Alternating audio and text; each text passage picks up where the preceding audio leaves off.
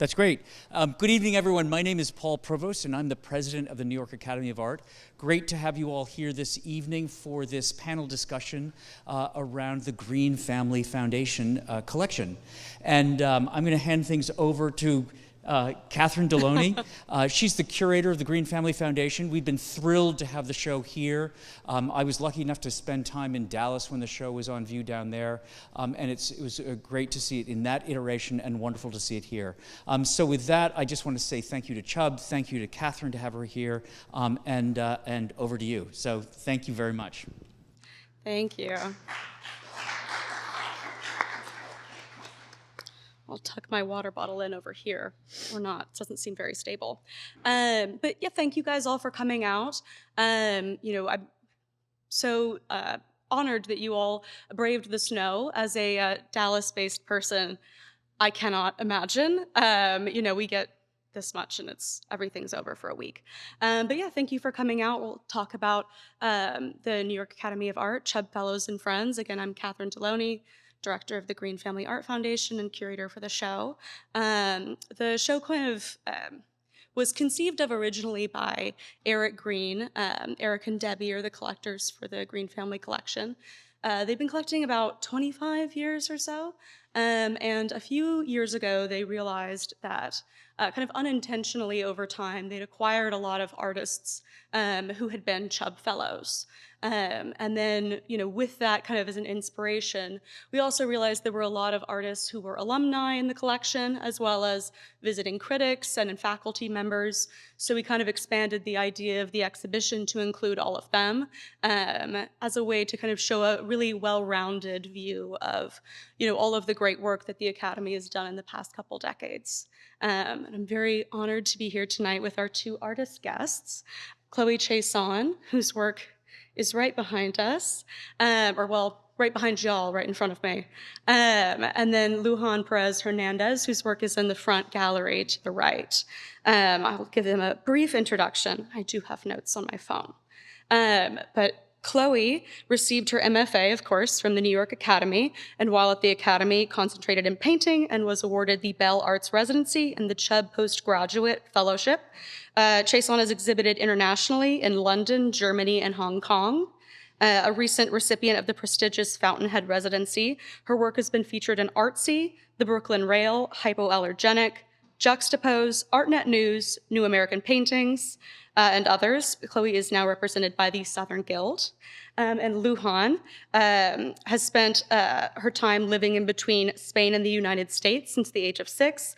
Following the completion of her bachelor's degree, she worked and lived on farmland in Tupelo, Mississippi. There's not a lot of farmland, I imagine, in Missouri. Creating her own printing press, later attending the Leipzig Institute International Art Program, and of course, a recipient of the Chubb Fellowship and the Macedonia Institute Residency in July of 2021. Her work employs a combination of printmaking, drawing, painting, and sculpture, exploring the relationship between earth and spirit while tackling the eternally plaguing questions of love, death, rebirth, and belonging. She's represented by Swivel Gallery. And one thing I will say that I kind of noticed throughout my research for this exhibition is a lot of artists who'd been affiliated with the Academy talking about how impactful the time had been for them, particularly fellows talking about how important the additional year was. So I was wondering, to start us off, if you guys could talk a little bit about your experience with the Academy and kind of maybe also what drew you to the Academy in the first place. You want to go first? I can go, I don't care. The Academy was the only graduate program that I applied to. I was living in Tupelo, Mississippi at the time, and Trump had been elected for 2 years at the time, and I was like, all right, my time in the South should come to a close. And I was like, I either move to Nashville, Tennessee, or apply to graduate school in New York. And I applied to graduate school in New York and got in. I really liked, as a printmaker, John Jacobs-Meyer, who's the director of printmaking here, his work. And I was like, I'll go pick his brain and get a master's. But it became so much more than that. I ended up being heavily influenced by the sort of anatomy track. There was a really cool program that Michael Grimaldi did in Philadelphia studying cadavers, anatomy. So we did that for 2 years. I feel like this is sort of the only place in the world where you could get an education like that, to that breadth. And then the Chubb year, what sort of was so special about that was being able to be a point of, I guess like a confidant to the first and second years. I really enjoyed the critiques and being able to be of help, mentally and spiritually to students there. And then obviously having a whole studio space that you didn't have to pay for your first year after school was incredible. Yeah. Absolutely. A pretty similar experience, or I guess interest, like what drew me to the academy. It's a place that offers something that most MFA programs don't. For me, I did not get a BFA, so the academy was the first place for me that I began art making. So when I just decided that this was something I wanted to pursue, very naively, I had made a few drawings and I was like, okay, I'm gonna go be an artist in New York. But the academy offered teaching, which I needed. So I came here for similar reasons as, no other programs offer something like that. And I didn't need the flexible studio space. I needed someone to show me how to paint, show me how to draw, how to think. And so that's what it gave me. My first year was so overwhelming. It was overwhelming. I mean, the second week I called my mom and I was like, I might have made a mistake. I don't know if I can actually do this. She was like, you'll figure it out. You have to. So the first year was really like learning how to paint, learning how to draw, but it also was, like Luján said, you kind of you don't know what you're really getting yourself into, and then it's going to show you a lot more than, or teach you a lot more than you planned for. And I think the academy, that's very unique experience. I don't think you can get that in a lot of MFA programs, and I don't know why that is, but I very much believe that. My second year, I started getting into more materials and stuff like that. I realized, okay, I like painting. I don't love painting. I want to learn how to sculpt and all of these things. But a second year kind of wasn't enough time for that. So the fellowship was really the most transformative and the most catapulting thing for me in my career to this day. And I strongly believe that and feel that. Because it's like the second year, I feel like for a lot of people, you're really starting to just kind of hone in on your skills and your thought process, the things that you like, what you want to say, and then you're just kind of thrown into the art world. And the fellowship, you get to kind of process everything that you just learned. It's like this crash course of just everything, and not have to worry about the financial burden of a studio. You still have access to the professors, to the wood shop downstairs, which for me was massive, and just the people, getting to think with everyone and just be exposed to everything still. Yeah. I mean, I think one thing that's also kind of stood out is how much the academy offers students, both who are, in the MFA program and fellows, whether that's residencies or just access to materials and different things, which can be just, so kind of life or practice changing for an artist to have, especially early on. And I believe you both have attended residencies while at the academy. Could you talk a little bit about kind of that experience and if, how that impacted your kind of trajectory? Yeah. Sorry. You were looking at me, so I was like, it's my turn, I guess. It was interesting for me because I was so far behind everyone when I came to school. And I think residencies are a time for to explore and be influenced by the culture that you're suddenly submerged in and all of this. And I was not ready for that. I was still trying to figure out paintings I wanted to make and a style that was my own. I think the most impactful part of the residency for me was just a month of just dedicated workspace.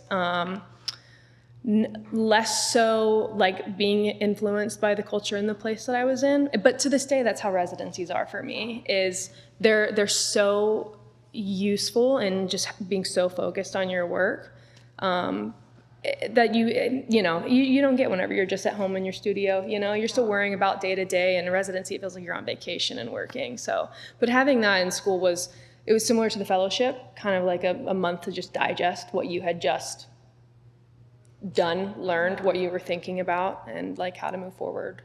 Absolutely. Yeah, I mean, I second concur. that entirely. I went to Leipzig. We were there for, I want to say two months? I don't even remember. It felt like 18 It was 2 months. months, yeah, 2 months. two. We shared a studio that was like the size of this room. I went with Anna, and it was just 2 months of, charcoal and ink and just like insanity. We slept in the same room that we made work, and it was the first time. It's kind of like, I agree a lot with what Chloe said about the first year is so insane here. You're given so much information and you learn so much that you really don't have enough time to process everything fully. And the fellowship felt like, okay, I don't have to deal with logistics of like housing, studio, where all this like life stuff. Like, let me just go to Germany and make art. And I feel like it allotted a lot of freedom, mental freedom, and like the work that I made there, I am like, it's atrocious, but it was so quintessential to this. It was like a essential stepping stone that I see for the work that I'm making now. Yeah, I don't think that would have happened in my time here without being able to leave for 2 months and make work in a place where you're not familiar, like language, the flowers were different, the berries were different, everything was so, you're in a place where you don't really know who you are, what you're doing, and it strips everything. So the work, responds to all of that. Yeah, absolutely. I know, you were mentioning kind of the different flowers and berries, and both of you kind of hone in on kind of the materiality of the things that you work with in your practice. And for you, I know that kind of can correspond with the specific flowers and different things used to make a sort of a tincture, right? And then, of course, you can kind of incorporate different objects that represent kind of different things. But yeah, I was wondering if you could talk a little bit about what that sort of materiality means for your practice, maybe how you came to that. Sometimes it's sort of something you start with, sometimes it's a kind of a longer process. Yeah. I think for me, I don't know if this is working. For me, it started Might need to kind be a of little closer. Yeah, hello. I was working on just like a veggie farm in Mississippi for a couple seasons, and that sort of sparked kind of everything. I think everyone should work on a farm at some point of their life. I think the relationship to where we live in is quintessential to who we are and what we're doing. And that sort of sparked kind of like a mad scientist research of, what surrounds me. When I moved to New York, I'm like, what the fuck? Everything is gray. Like there's weeds that grow in the ground, through snow, through dirt, through ash. Why? What is it? Where did it come from? And that's sort of become a tool in my tool belt in my studio practice. Sometimes, the tincture comes first, then the imagery comes second, the imagery comes first, second. I use it sort of, I guess, just more poetically. Sometimes it's a healer, sometimes it's like a forewarning. Yeah, I guess it's not like a literal tool. It's more just like a metaphorical. Yeah. Luján and I actually talked a lot in school about materiality. You probably influenced me, and I don't remember. Yeah. But I think you did. I think we talked a lot about materials and like woodworking and like getting your hands dirty and like. Well, we weren't making paintings in a rectangle. Yeah. But we were like, dude, how do you make a thing that isn't? Make stuff? Yeah. But like what that means to like use your hands, especially like, from as women from places like where we're from. that was something I thought a lot about in the beginning of making the work that I make now. I learned all of everything that I like work with, the materials, the process. I learned all of that here. All of those kind of like revelations happened here. And Tim in the wood shop, always give him the biggest shout out. I swear that man changed my life. I would not be making the work I'm making now if it were not for him and his patience and interest in helping students make the things they want to make. But I think it was also, it's like, okay, painting is fine. I like it. I don't love it. The sculpture and the making, I really love, and I think can say a lot more than even the image or the work that you're making, and is how you make it. I think in the beginning it was like a really confrontational move for me. It's kind of like combative. I was thinking a lot about where I'm from, how that hindered who I am, who I was, and like all these kind of barriers I had to break down. And you're from Texas. I'm from Texas, yes. yeah, small town in Texas. Yeah. And I use a lot of that imagery. I like lean heavily into Americana, small town, USA vibes. And in the beginning, it was really like a process of figuring out myself for the first time, because I was actually like allowed to see myself in a way that wasn't confined to, okay, you know, to this extent. There were always extents to which I was accepted, how I looked, who I was. It's not as bad now, but for a long time it was. And I art and the kind of like fragmentation of the figure, and then later the materiality of the figure and the spaces became like a metaphorical way of me like physically kind of like breaking out of those constraints. And yeah, I have a lot to say about that. It'll probably come to me as we absolutely. Like, go on. Well, conveniently, I guess. My next question is sort of about that general thing, because, you know, while, you know, visually, you know, your work is not like super similar, there's definitely kind of through lines to both of your practices that I think kind of work together or work in a similar way. And one of those, you know, you kind of are both interested in including certain aspects of the personal, sometimes autobiographical, but sometimes just sort of, you know, maybe sentimental in your work. And I was wondering kind of how you kind of navigate that process of what you put into your work from your own personal life, and you know, how you represent that. I feel like we were just talking about this before sitting down and talking, and like it took me many years to accept the fact that I'm like a very intuitive maker. I make things and sometimes I don't really understand why, and I need to make 20 of them and then look at them and be like, oh, this is what the through line was here. I remember I had a professor very early on. He's like, Luján, you have to be really careful. You can't be too smart. You got to be dumb like me, because I'm dumb enough to make everything that I think of. And, you know, you don't outsmart yourself on making things. And I've always applied that to my studio practice. I guess, yeah, I'm going on a tangent and I don't really, I don't remember what you had asked. I just had a baby and I have like heavy mom brain. Yeah, no, absolutely. I didn't just have a baby, and I would probably do the same thing. So the questions, I'm saying a lot of different words, so. I'll relieve you a little. We can do a little back and forth. Like Luján said, we're talking about and often talk about, we consider ourselves just makers. I am a painter. Do I identify like I'm a painter and that's what I am? No, and I never have. It's a tool that I use.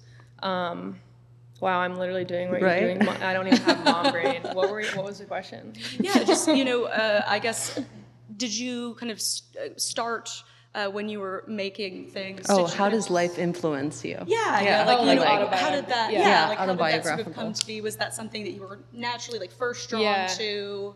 So it was initially not natural for me at all. It was, I came here, you learn how to paint, and you need to figure out what you're gonna make work about. And it's like, and I was just like, how do you decide what is important enough to make art about? I could not understand it. And I actually remember the moment that kind of like set me on my path, was in Wade Schumann's class, painting 1, and the like final assignment was make a self-portrait without you in it.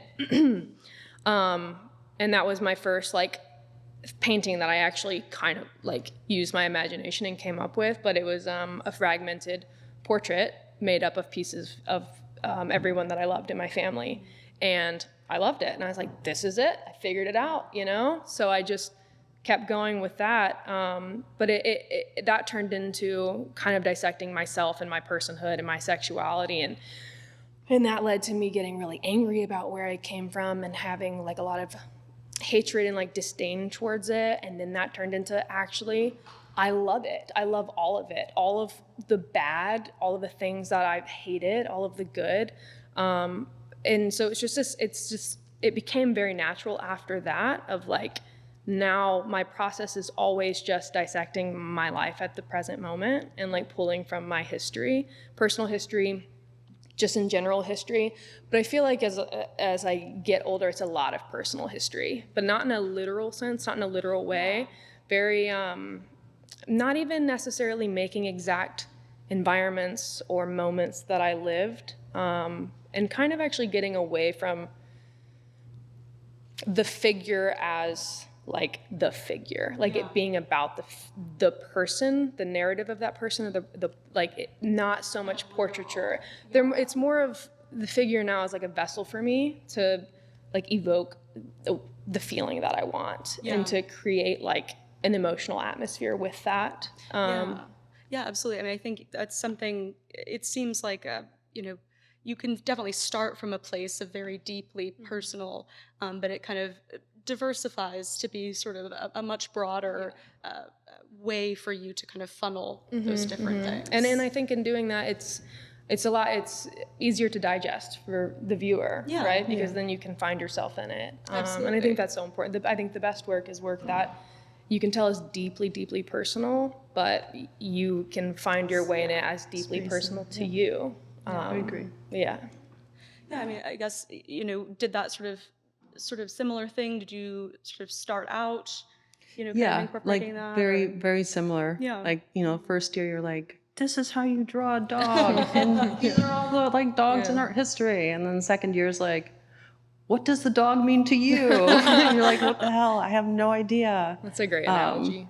And then you kind of figure out, I don't know. I've always been like a pattern chaser, and I just sort of analyzed my own patterns and realized that these are the constants in my work and what I'm interested about. I think my work is heavily based on nostalgia because I don't really feel like I have a sense of true belonging to anywhere. So, it's always like reaching for something that was. The sort of lack of color is a reason for that. And then, all the plant life is that.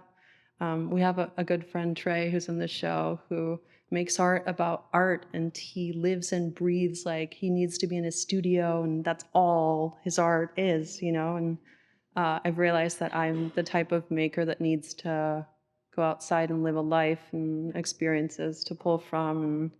And, the last 5 years, I've been very influenced by my husband, who's a county coroner, and I've sort of been very involved in like the death industry, and I do mortuary makeup and do removals and like all aspects of the ending of life, I guess, like the human life. So that's sort of a big part of my work. And yeah, I can't make art without living a life, I guess. Absolutely. It's like that type of that place to pull from. Otherwise you kind of run out of that those kind of materials.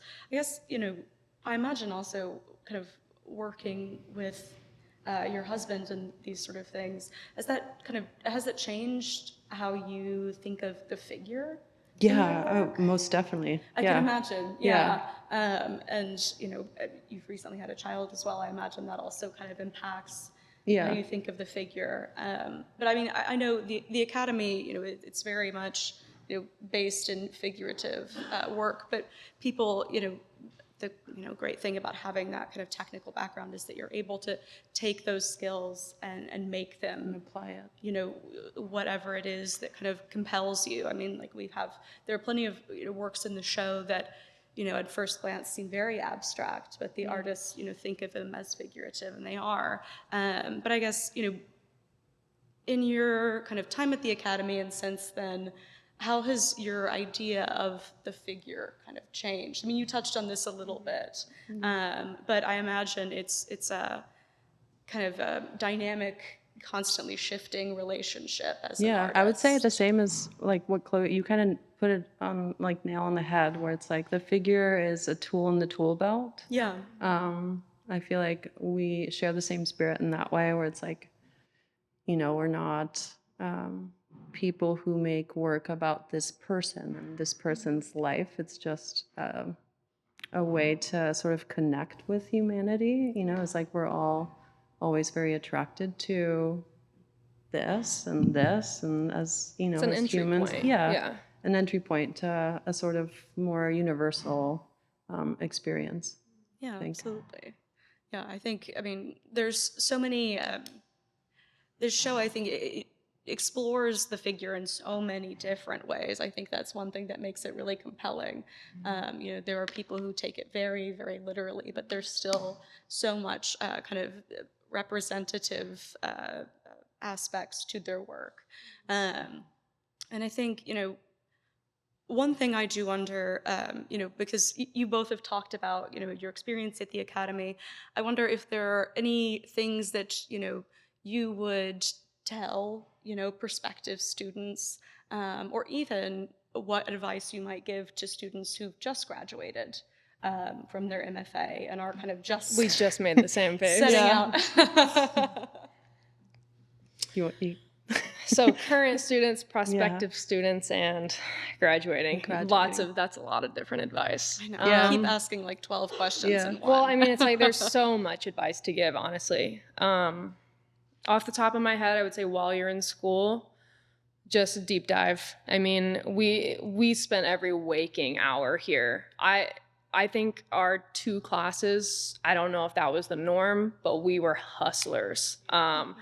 I mean, it was not healthy, but if we didn't do that, I don't think that a lot of what we have done now would have happened. So just like focus, put all of your time and energy and everything into it.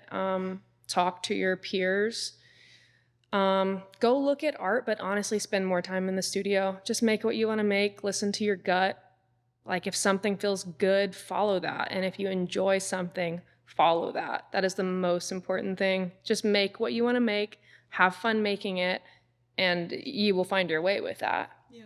And then you answer that now. Yeah, I'll think about graduating advice. One question at a time instead of I guess the prospective student, I would say do everything you fucking can to be here.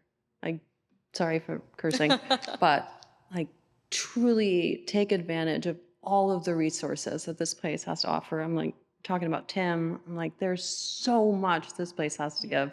Do not be afraid of asking for help, because any and every question that you have about anything, there's someone here that will answer it. And I think that's what makes the Academy what it is. Like the only, it's very diverse. Truly, what like is and offered I mean, here. Technically and then conceptually, there's really. like such a there's really it's such a range. I mean, you of course it is primarily starting figurative, but it just, I mean, what's offered in terms of technical skills, but in terms of mentorship, different opportunities, resources. I mean, it seems like a very good opportunity for an artist to have all of the support they possibly can to really try to launch themselves into their career, which I guess follows with my other question of people who have just graduated. I would highly, highly say is like hold your peers' hands as tight as you can leaving here. That was my best, I don't know, the best decision that I made was to hold on to my colleagues as tightly as I could for as long as I could, because that's sort of, that micro community is what built my community now. I think that's one of the most special things that this place has to offer is sort of each other. Yeah. I would say, my closest friends in the city are who I graduated with. Yeah. Luján's one of them. She moved, so lost some others to upstate too. But Trey, who was a fellow of mine, and us going through school together. I met my partner here, who is like just my rock with. You need a support system, basically, and an artist support system to be able to, talk to them about not just your work, but how to do life at the same time. And I feel like graduation advice, I would still like just go back to while you're here advice, because I think that really eases like going into the real art world. Like you said, like what the Academy has to offer is like, it's so diverse. Don't like spend your time in painting and drawing, but I would say really focus on the electives of like, I don't know what the courses are now, but when I was here, it was mixed media with Monica Cook. There was like a digital class with Colleen. Colleen Murray. And like, I use more of that now than the technical classes. I needed the technical classes to like literally learn how to make stuff. But then, I mean, you can't in other programs and just on your own, it's so hard to just be like, I'm going to try these things without like guidance. And I mean, everything that I use in my practice now, I learned here, everything. Yeah. So, and I wouldn't have been exposed to that otherwise. So I would just say really utilize where you are and the resources. And the resources here are the people here. Yeah, absolutely. You were saying before that you and Trey kind of snuck into a sculpture. Oh, you heard class at one point. So yeah, Trey and I were, I mean, you can tell we use a lot of different materials, and we kind of like learned all of that together. Like we just naturally were like, okay, this is fun, but this is fun. Let's see what this is about. And we were just close in school, so we just kind of like moved around together. But we wanted to learn more about sculpture, and so we asked if we could join sculpture, but this is in our final year, so it's sculpture 4. So we joined sculpture 4, and we're in there and we're like, okay, but how do you make an armature?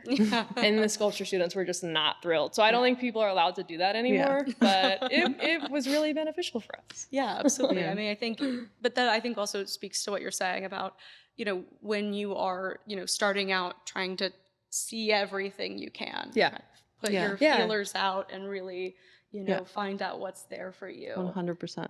I mean, even if you want to be a painter and only a painter for the rest of your life, I think it's still very useful and necessary to try other mediums and see what that changes for you. Absolutely. I mean, I think that can bring so much to your practice. I mean, there's a number of artists in this show who engage in lots of different mediums. I mean, I know Dana Schutz, who's right over here, equally practices both painting and sculpture, and they kind of inform one another. You can see elements of her painting and her sculpture. I would say so many artists, big artists now, and just artists in general. It's never just one medium. It's all of them, and they're not doing that because they're like, I should do this. They're doing it because it's fun and it keeps it fresh. It keeps your practice. At least for me, it's like I like to bounce from one medium to the next. If I'm just doing one thing for a month, I hate it. Me too. I always said if I only had to be a printmaker, I'd go farm.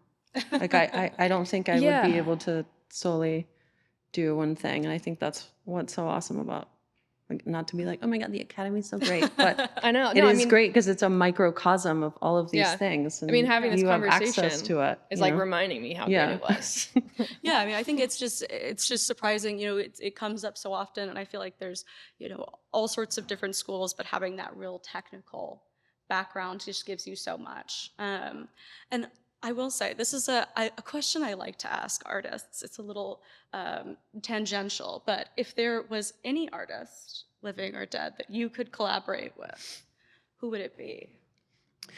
You sent this prior. Yeah, you said you were thinking about this. So I was nursing my baby at like 3 a.m. last night, and I'm like, oh my God, it would be this person and that person. But I came to Andy Goldsworthy. That's my answer, because I feel like his relationship to the earth is the result of his relationship with the world, I find to be one of the most beautiful, and I would like to selfishly experience that.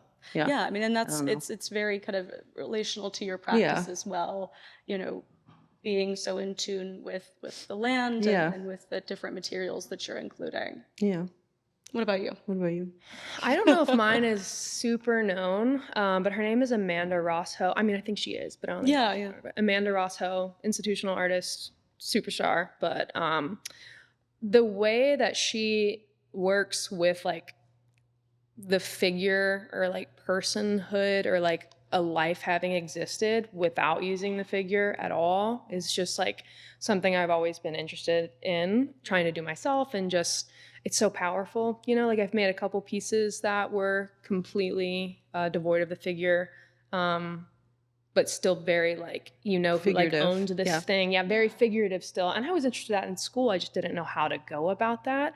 But I think now with like where I'm at in my career and practice, collaborating with her, I think that was the question. Or like getting to just pick her brain would just be so transformative and like so cool, because it's like these large scale objects and moments that are so like, it's such a person, it's such a like emotional experience, but it's just devoid of figure. Completely. Yeah, absolutely. I mean, and you kind of you play with that in different ways, as you know, kind of objects being representative of different things. And, I mean, I think I said it before. I'm always saying this, so I never remember who I say it to. But it is so interesting to me, the kind of the great variety of work that we were kind of able to put into this show, that all still is really figurative in a way, even though they run such like a gamut of different representational styles, different mediums, all of that.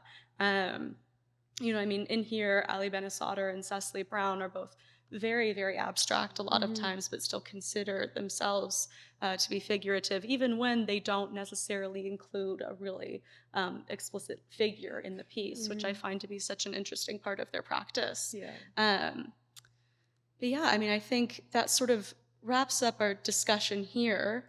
I wanted to turn it over to the audience to see if we had any questions. But thank you both for all of your answers. Yeah, thank you. That was fun. Yeah. I know, I enjoyed that. We should keep talking. Totally. But yeah, does anyone have any questions? Yes. Oh, do we have like a... Oh, we have a mic. Nice. Thank you so much. So I have a question for Luján and Chloe. During your time here at the Academy, how did the critical studies classes inform your studio practices? Critical study. Or just like art and culture 1 and 2. I was like, what classes were those? I feel like I hated them when I was here. Like, to be honest, I hated them because I'm like, I want to be in my studio making stuff. Why am I? But they were so essential. I had Sarah Schmerler. I don't know if she still teaches here. A brilliant brain. And I hated going to class every week. But I still carry her in my studio every time I'm in there. Hold on to those and be present and show up to class, because I feel like there is so much information that you're given here in such a short amount of time. It takes a decade after to really process everything. And I feel like the critical studies classes here were essential to, what I make, why I make, the arguments that I have with myself while I'm making the work. I think they were very important, but I hated them. I had the complete opposite experience. Amazing. That's amazing. That's why they should exist. I didn't even remember that class. But I was like such a weird student in terms of like, I had never painted before I came here. I didn't know anything about art before I came here. It was a very naive decision. I'm glad that it worked out, but it could have been bad. But it was so much was being thrown at me at once. I couldn't process everything. So I don't remember a single thing from that class. I think I remember like one assignment and it was terrible. Like it was a terrible drawing. Yeah. So, but everything else, was great. I don't even know who my teacher was. Yeah. Oh, great. It's a lot of information and it was. It really is. Right. I'm like trying to learn how to paint, trying to learn how to draw, trying to figure out how to think like an artist and what I'm going to make that's going to be important and whatever. And then trying to learn about art history at the same time. Yeah. I blacked out. So yeah. And then you also both moved to a huge city. Yeah. So it's, a million things coming at you. Definitely. Thank you. Anybody else?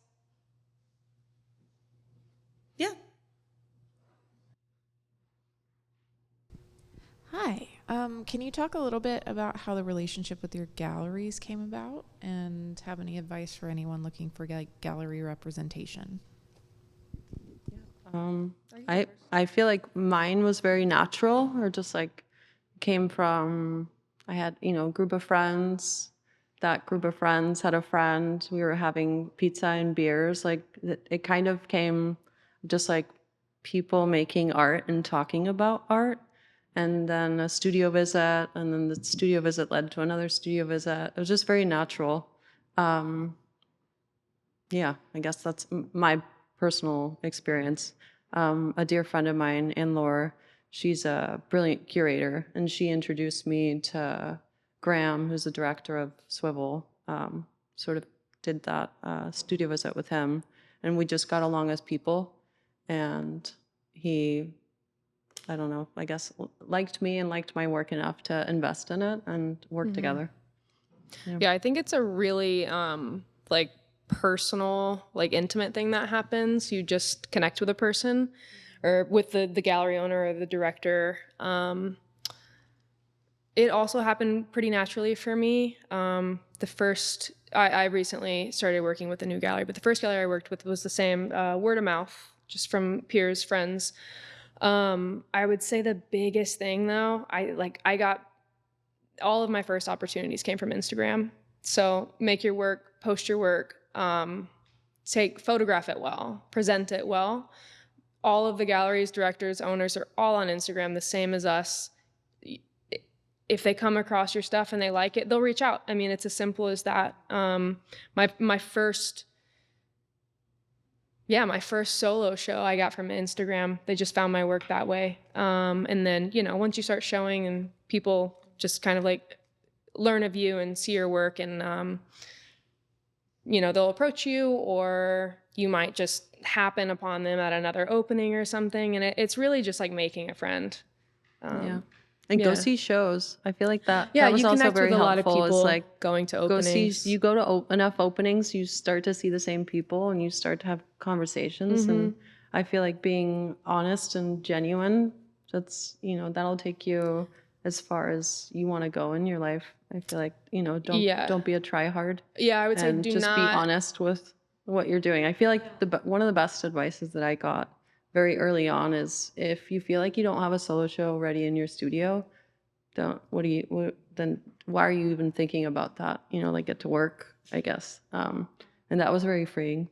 It's if you don't feel like you're ready to show work, or you have enough work to show, then get to work. Yeah. I wouldn't approach a gallery, and be like, hey, here's my work, I want to show with you. That always backfires. It'll be a natural thing that happens, and that only happens if you put yourself out there.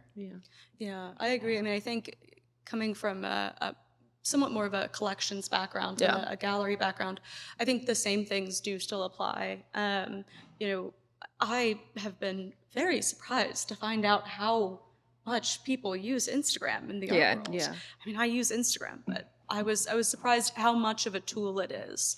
I mean, people really are on there, gallerists, curators, different collectors. And I was just saying to some people earlier today how important it is to have good documentation of your work. High-res images on file, all of the, important labeling that you need. It just makes any interaction a little more professional also, even if you maybe don't feel as kind of professional or established, that's like a sign of really having, kind of your practice together. I mean, you could be is my mic working? Yeah. You could be working out of your apartment kitchen, but if you photograph your stuff well, you're going to look legit, and your work's going to look good. And you can do that on your own. You don't need to hire. It's not hard to present your work well. It's just like any business. Like, you put your best foot forward and you present yourself well, and people see that and respond to that. Photograph your work really well. Yeah. Absolutely. Anybody else? Yeah. Hello. This might be a little selfish of a question because I'm a current fellow, but do you have any advice for the fellows currently, and then maybe future fellows, of when bringing guests into your studio or having gallery visits later in spring? Just any tips and advice, and maybe things that you wish you did different or anything like that. God, I don't even really remember Like that. tips for studio visits like here? where you are. I mean, I always say like, your studio is a sacred place, and everyone should respect that. It's a very personal space that you're inviting people into. I think be very vicious about your boundaries. Guard your space fiercely, and if you feel comfortable and you suss out the person and it's great, then great. But if you don't, then don't. Even if it's XYZ who works with XYZ and shows, blah, blah, blah. I feel like the studio space and, your work is, I don't know, it's very important. And I think it's like standing up for yourself and your space and guarding that is very essential, regardless of what opportunity you think is like best for you. I think long term, it's like what's best for you mentally, and I feel like that also kind of goes hand in hand with what you were saying about what, when it comes to you, it will be very natural. Yeah. So going off of that, I just like remember that it's your work and you are in charge. Like you don't feel like you're in it's like a power play that happens with that, right? Because you're not a student, but you're still at school. And so it's like this weird territory of like, you still feel like you're a student, right? And you're having the studio visit, and it feels like there's this thing happening, and there's not, and you shouldn't treat it that way. And I did not know that then, I don't even remember I don't know what I did, but I would say now, being where I am giving advice for handling studio visits, is they're obviously interested. They're coming to see your work. So you don't need to sell it. The work will sell itself if it's good and if they like it. And you as a person will sell yourself by just being yourself. I know, there's a lot of people who honestly don't even make the best work, but they have they're good friends. It's true. But they're good friends. They made a good relationship with the owner, the director, and so yeah, just be yourself and just remember that you are in charge. Like you're the boss. You're your own boss. They don't have power over you, even though I think sometimes they can feel that way. Yeah, it seems like across the field, just sort of in the art world in general, the relationships are really what ground things. Whether that's between artists and collectors or gallerists or curators or who may it be. Relationships are really important. Really important in this world. Yeah, and even, among artists, as you were saying earlier. Do you have any more questions today? All right. Awesome. Well, thank you guys so much for coming, and thank you, Chloe. Yeah, thank you. And Luján for being out here tonight. Yeah, awesome. Yes, definitely. Round of applause. The water bottle. Amazing. Thank you all so much for coming. You. Have a safe trip back home, braving the snow. Thank you. I know, I actually really enjoyed that.